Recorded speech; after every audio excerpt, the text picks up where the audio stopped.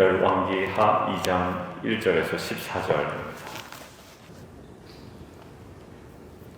1945년 4월 12일 해리 트루먼이라는 사람이 아주 다급한 연락을 받았습니다. 가능한 한 빨리, 그리고 가능한 한 조용하게 백악관으로 들어오라는 요청이었습니다.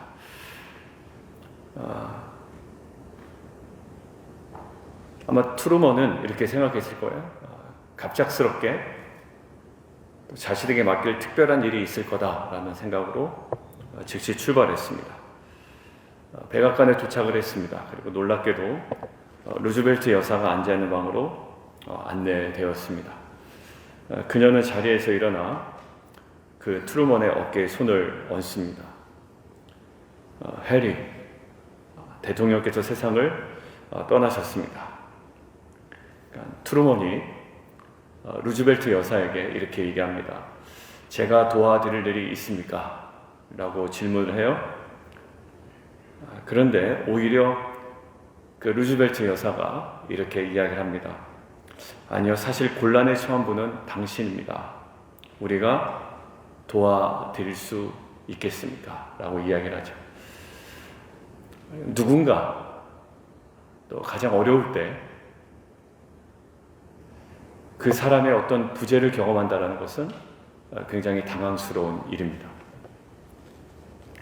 공백 상태죠. 왜냐하면 그 사람이 거의 전부라고 생각이 되었기 때문입니다. 지금 상황은 북이스라엘이 평화로운 상황이 아닙니다. 아합과 아하시아와 그다음에 여호람으로 이어지는 그 오므리 왕조 기억하시죠? 오므리, 아합의 두 아들들 아하시아와 여호람. 그 예후에 어떤 하나님의 심판이 있기 전까지 계속 이스라엘은 상황이 어렵습니다. 종교적으로 어렵고 영적으로 어렵고 군사적으로 정치적으로는 굉장히 부강했을지 모르지만 하나님 보시기에 그렇게 합당한 국가는 아니었습니다. 영적으로 굉장히 고통스러워하던 이 엘리야, 그 그룹들. 근데 이제 엘리야가 하나님의 부름을 받기 직전입니다. 엘리사에게는 어떤 기분이었을까라는 생각이 듭니다. 엘리사는 우리가 열왕기상 19장에 보면 이미 엘리야를 이어 자신이 이 시대적 사명을 감당해야 된다는 사실을 누구보다도 잘 알고 있었던 것 같아요. 우리 열왕기상 19장을 한번 볼까요? 우리 지난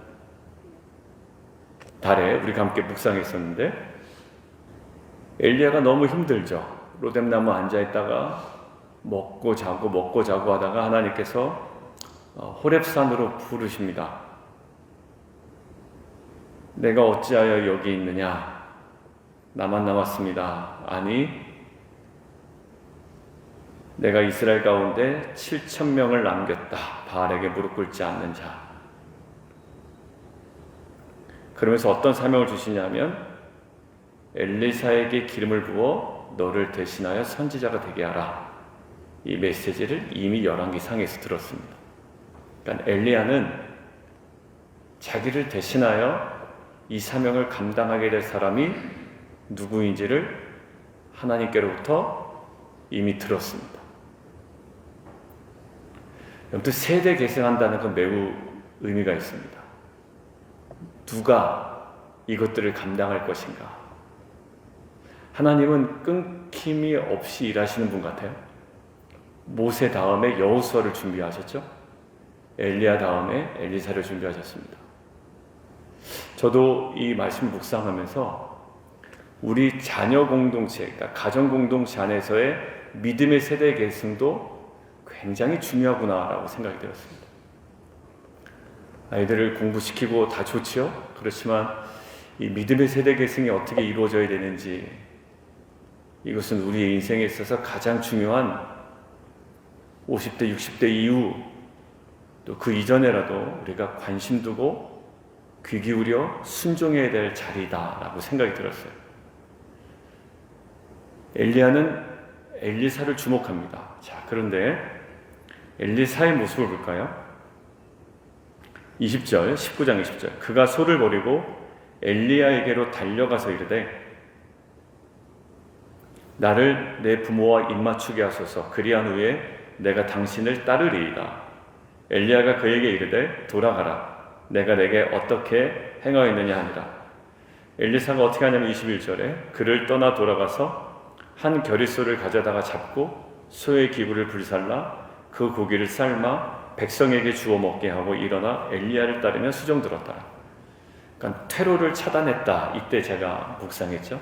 테러를 차단한 엘리사, 나 돌아가지 않겠다라는 거예요. 모든 기구를 불사릅니다.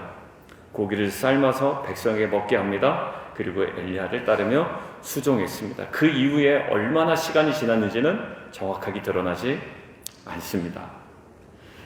자, 근데 이제 엘리야가 엘리사를 떠날 시점이 된 겁니다. 아니요, 하나님께서 엘리야를 부르실 때가 된 겁니다. 이게 숨겨진 사실이 아니었던 것 같습니다. 자, 3절 한번 보실까요? 베델에 있는 선지자의 제자들이 엘리사에게로 나와 이르되 여호와께서 오늘 당신의 선생을 당신의 머리 위로 데려가실 줄을 아시나이까? 나도 또한 안다. 임박했음을 다 알고 있었던 거예요. 자, 오늘 엘리사에게 주목하려고 합니다. 자, 엘리사에게 누가 뭘 해가지고 돈을 많이 번다는 이야기를 듣잖아요. 근데 여러분들 그럼 어떻게 할 것 같으세요? 따라합니다. 누가 뭘 해서 돈 벌었대 그러면 따라해요. 왜 따라하죠? 나도 그대로 하면 풍성한 수입이 나에게 보장될 거라는 기대가 있기 때문에 그래요. 어린아이들이면 어린아이들일수록 그런 성향이 강합니다. 나도 저 사람처럼 회장 될 거래요. 나도 저 사람처럼 대통령 될 거래요. 그죠? 나도 저 사람처럼 부자 될 거래요. 저 사람처럼 의사도 되고 변호사도 될 거래요. 자, 어디에 초점이 맞춰져 있냐면 그 사람들이 걸어왔던 길에 결국 그 어느 지점에 누리고 있는 결과를 보고 마음에 동경을 합니다. 심지어 큰 교회 목사가 될 거래요. 그런데 큰 교회 목사 자체는 중요하지 않아요. 그런데 큰 교회 목사가 되려고 그 마음, 뭐냐면 그 결과가 좋아 보이는 것 같아요. 자, 그런데 오늘 엘리사는 알잖아요. 자기가 엘리야를 이어서 계승자가 되어야 된다는 걸 알잖아요. 근데 오늘 본문을 가만히 좀 살펴보십시오. 여러분들 저자가 뭐를 자꾸 우리에게 얘기해 주려고 있는 것 같으세요? 엘리야가 갖고 있는 어떤 사람들 앞에서의 영향력을 동경하는 엘리사가 아니에요. 엘리야처럼 돼? 라고 들뜬 모습이 아니에요. 자, 오늘 본문이 구조적으로 우리에게 얘기하고 있는 메시지가 있어요. 어떤 구조가 보이세요? 반복이 보여요. 근데 반복이 거의 카피 앤 페이스트예요. 근데 이거를 계속 나열해요. 그리고 한 절도 길어요. 이 긴 거를 거의 동일하게 반복을 합니다. 근데 반복되는 메시지는 중요하잖아요. 그럼 엘리사가 어떤 이야기를 하는지 우리는 좀 관찰을 해봐야 되죠. 무슨 이야기를 합니까? 자, 2절 보세요. 엘리야는 여기 머물러 있으래요. 만약 법적으로 아니면 행정적으로 단순히 엘리사 너는 나의 계승자야 라는 것만 취할 것이었다면 거기에 머물러 있던 따라오든 상관없어요. 그런데 지금 엘리사는 내가 사람들 앞에서 당신의 계승자로 인정받느냐 받지 않느냐보다 더 중요한 문제가 있어요.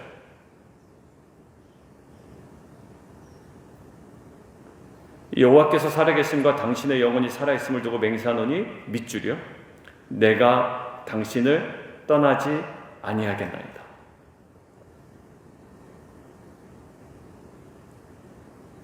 4절 또 반복되죠.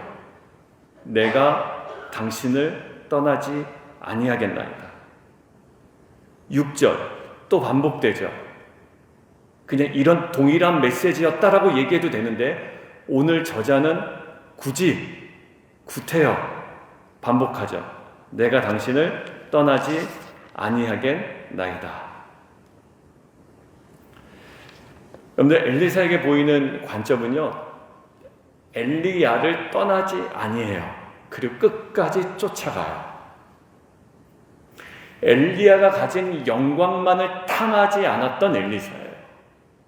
그런데 예수님을 따랐던 제자들이 성숙하지 못할 때의 모습을 가만히 보면 예수님의 영광만 탐해요. 그래서 뭐라고 합니까?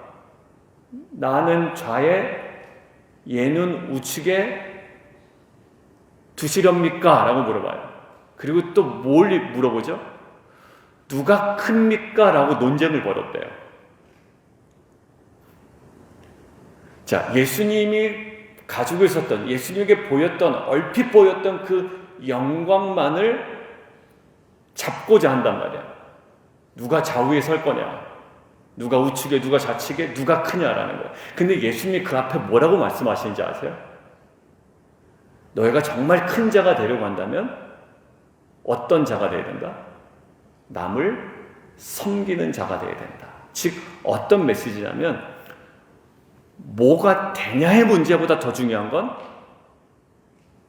니네가 그렇게 동경하는 예수, 나를 잘 따라와야 된다라는 거예요. 그래서 무슨 얘기를 하십니까? 정말 너희가 내 제자가 되려면 자기를 부인하고 날마다 자기 십자가를 지고 나를 뭐 하라고요? 따르라 하는 거죠. 떠나지 말아라.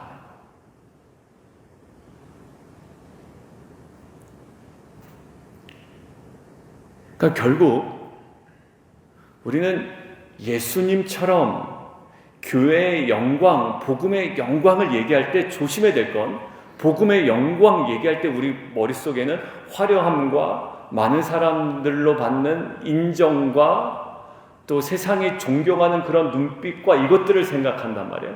근데 예수님이 가지신 영광, 취하신 영광은 십자가의 영광이었단 말이죠.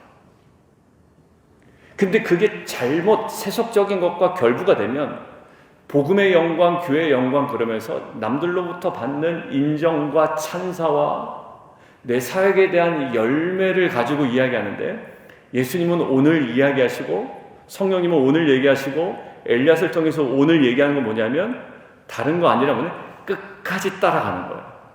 떠나지 않는 겁니다. 어느 길이든. 분명히 알았을 거예요. 엘리사는 엘리야를 따라간다는 건 쉽지 않습니다. 여러분들, 이러한 예가 신약 성경에 하나 더 있습니다. 디모데예요.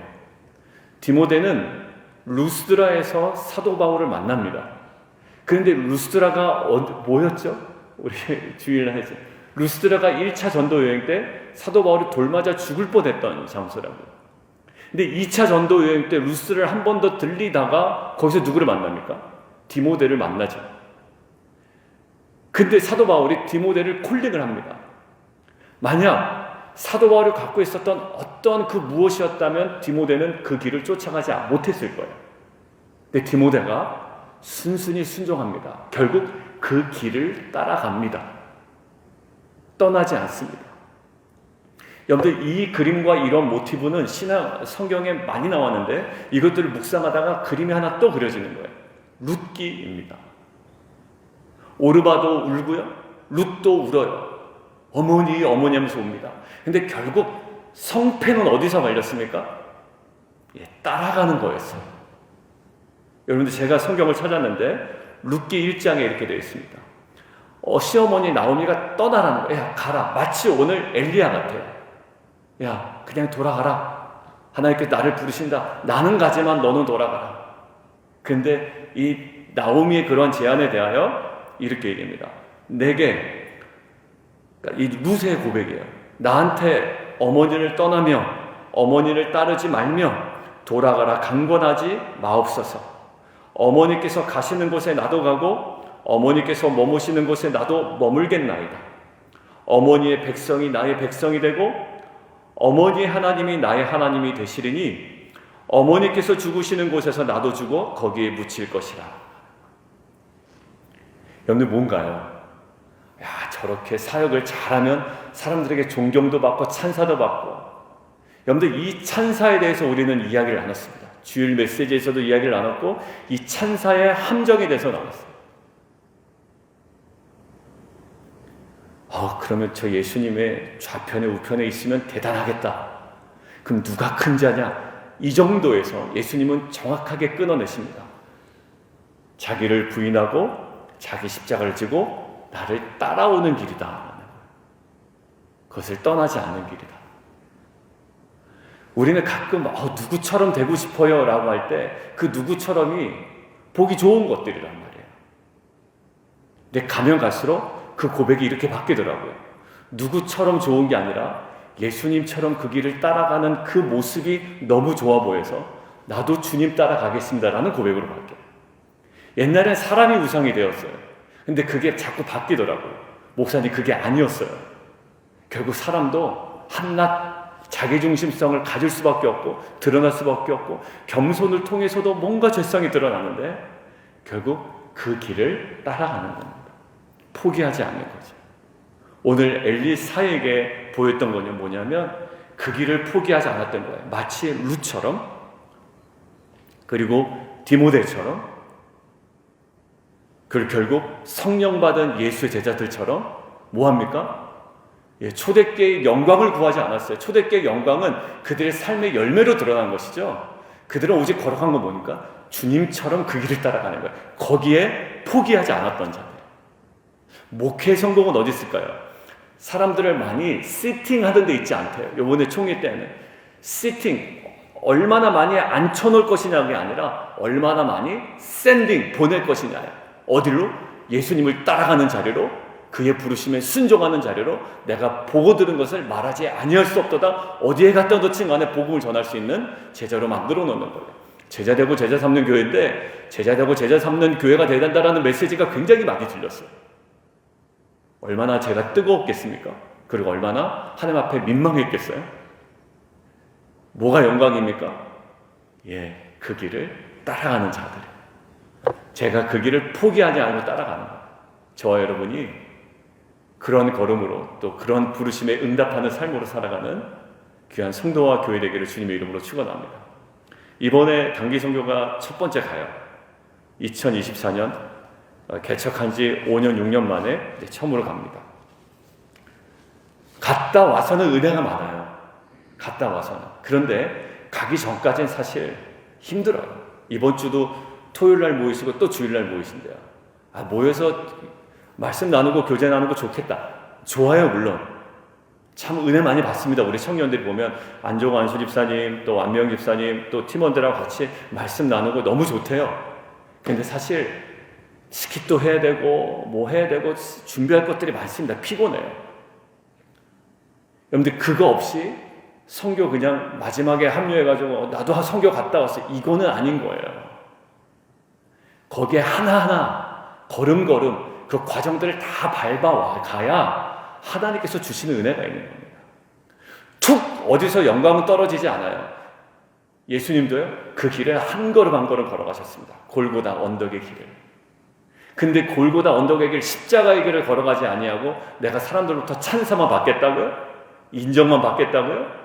싫은 소리 내가 듣기 싫다고요? 아니요, 그런 거 아니에요. 싫은 소리 듣기도 하고 또 하나님께서 책망하기도 하시고 그 모든 길을 걸어간 후에 우리에게 주어지는 게 바로 영광스러운 삶인 줄 믿습니다. 오늘 엘리야 반복되어 내가 당신을 떠나지 아니하겠나이다. 이것이 저와 여러분의 믿음의 고백이 되기를 주님의 이름으로 축원합니다. 그리고요, 두 번째이자 마지막인데, 그것이 엘리사의 어떤 혼자 그냥 이런 거룩해 보이는 결정, 사람들이 보이는 어떤 쿨한 그런 모습으로 되지 않음을 엘리사는 너무 잘 알고 있었어요. 우리는 신앙의 쿨함을 강조하더라고요. 그래, 나는 뭐 이런 거 추구하지 않아. 근데 추구하지 않는 거 좋은데요, 뭐 그 신앙이 그렇게 쿨함으로 되는 건 아니더라고요. 진지함이 있어야죠. 사람들한테 보여지는 게 무슨 의미가 있겠어요. 그런데 9절 보세요. 무엇을 구하는지. 그냥 쿨함으로 가지 않습니다. 나는 이렇게 엘리야를 따라가지, 이거면 충분하지. 아니에요. 자, 9절 한번 읽겠습니다. 시작. 건너매 엘리야가 엘리사에게 이르되 나를 내게서 데려감을 당하기 전에 내가 내게 어떻게 할지를 구하라. 엘리사가 이르되 당신의 성령이 하시는 역사가 갑절이나 내게 있게 하소서 하는지라.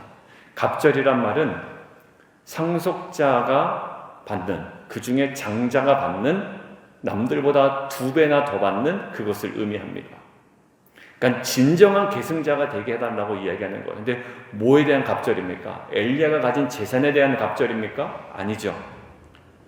성령이 하시는 역사가 갑절이나 내게 있게 해달라. 무슨 의미인가요? 나는 단순히 당신의 계승자라는 지위를 얻는 것이 중요한 게 아닙니다라는 거예요. 여러분들, 모세의 다음 지도자 여호수아, 이것을 구하는 게 아닙니다. 여호수아는 벌벌 떨었어요. 왜요? 단순히 그 지위를 얻는 것이 중요하지 않기 때문에 그렇습니다. 그 뭐라 그러죠? 너는 강하고 담대하라. 내가 너와 함께 할 거야. 모세와 함께 한 것처럼 내가 너와 함께 할 거야. 그때부터 여호수아가 풀리기 시작합니다. 단순히 모세를 계승하는 지도자라는 이 지위만 얻는 것이었다면 뭐가 문제겠어요? 내가 지도자야! 라고 외치면 되는데 누가 그 지도자를 인정합니까? 능력도 안 나타나고 존경심도 안 나타나고 항상 자기중심적으로 생각하는 지도자를 누가 따르겠어요? 처음에는 속을 줄 몰라요. 장기적으로 봤을 때는 그것이 드러나면 누가 따라가겠냐고. 그런데요, 오늘 엘리사가 강조한 건 뭐냐면 지위를 얻는 데 주목하지 아니하고 진정한 능력을 얻는데 지금 그의 온 것들 다 쏟고 있어요. 하나님이 주시는 능력이 없이는 안 된다라는 거예요. 리더 아무나 합니까? 사실. 그렇다고 우리에게 뭐가 있어서 합니까? 그것도 아니죠. 그래서 우리가 뭐예요? 능력을 구하잖아요. 날마다 새벽마다 와서. 하나님, 이거 정말 못하겠는데, 이게 사람들의 시선도 이제 정확해져가지고 내가 숨을 데가 없는데, 여러분들 숨을 데 없습니다. 가면 갈수록 숨을 데 없어요. 웃음으로도 안 되고요, 관계로도 안 돼요. 이거는요 드러나게 마련이거든요. 숨을 데가 없는데 어떻게 합니까? 하나님의 능력이 필요합니다. 하나님 앞에 투명한 내 삶이 필요합니다. 여기를 통과한 사람이 야곱이었던 것 같아요. 야복강에서의 기도. 예전에는 뭘로 살았죠? 남을 속이는 기술로 살았던 자예요, 야곱이. 이렇게 하면 사람들이 나를 너그러운 사람으로 알고, 이렇게 하면은 그냥 사람들이 속아줬단 말이에요. 그게 야곱입니다. 근데 야곱이 이제 그걸로 인생 살 수 없다는 걸 알아요. 그래서 어디로 가죠? 야복강으로 갑니다. 근데 저는 이게 은혜라고 생각해요. 뭔가 이렇게 인생의 잡기술로 사는 거예요. 그러니까 한마디로 잡머리죠. 그러니까 신앙에도 잡머리만 돌아가면 참 힘든 것 같아요. 네. 사람들 앞에 시선에만 신경을 쓰고 사람들과의 관계에만 시선을 쓰거든요. 근데 결혼 생활도 마찬가지더라고요. 제일 첫 번째 주제가 뭐였습니까? 하나님이었어요. 하나님을 제대로 인정하지 않으면 이게 안 되는 거예요. 지금 뭘까요? 어떤 것보다도 하나님 주시는 능력이 없이는 안 된다라는 고백이에요.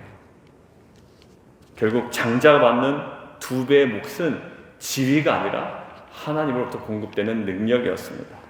이 능력을 힘입어 정말 내가 그 길을 떠나지 않겠습니다. 떠나지 아니하도록 능력을 주시고 하나님 마음에 감동 허락하여 주시고 주 앞에 거룩하고 투명하게 살아갈 수 있는 공동체와 성도 되게 하여 주옵소서. 이것이 저와 여러분의 오늘 고백이자 기도 제목이 되었으면 좋겠습니다. 함께 기도하겠습니다. 단순한 지위를 얻는 거였다면 엘리사가 이렇게 집요하게 반복되는 모습으로 엘리야를 따라갈 필요는 없어요. 그런데 자꾸 돌아가라, 여기 머물라 하는데도 내가 당신을 떠나지 아니하겠나이다.